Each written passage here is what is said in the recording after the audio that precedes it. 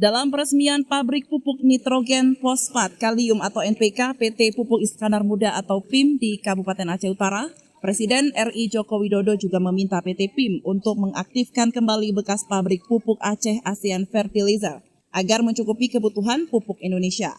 Saat ini, para petani di Indonesia mengeluh dengan kekurangan pupuk, baik pupuk subsidi maupun non-subsidi kepada Jokowi.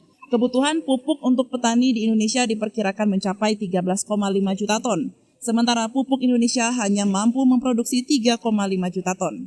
Sebelumnya, pabrik AAF mulai berhenti beroperasi sejak tahun 2005. Disebabkan kekurangan gas, bahkan pabrik PIM 1 juga sempat berhenti operasi karena terkendala dengan pasokan gas. Presiden Republik Indonesia Joko Widodo meminta Menteri BUMN Erick Thohir untuk memastikan pasokan gas lancar untuk ke PT PIM agar pabrik pupuk ini tidak berhenti beroperasi. Jokowi menekankan, kelangkaan dan kenaikan harga pupuk adalah salah satu pemicu kenaikan harga pangan. Untuk itu, ketersediaan stok pupuk sangat penting untuk menjaga kestabilan harga pangan di tanah air. Itulah kenapa saya perintahkan ke Menteri BUMN untuk PIM dihidupkan kembali, AAF dihidupkan kembali, karena kita kekurangan pupuk, baik itu amonia, urea maupun NPK.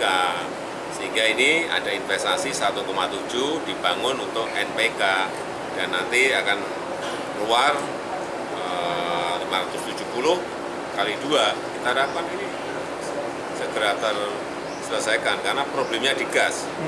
Dan Pak Menteri Erick Thohir, urusan gas sudah nggak ada masalah, artinya ini bisa segera jalan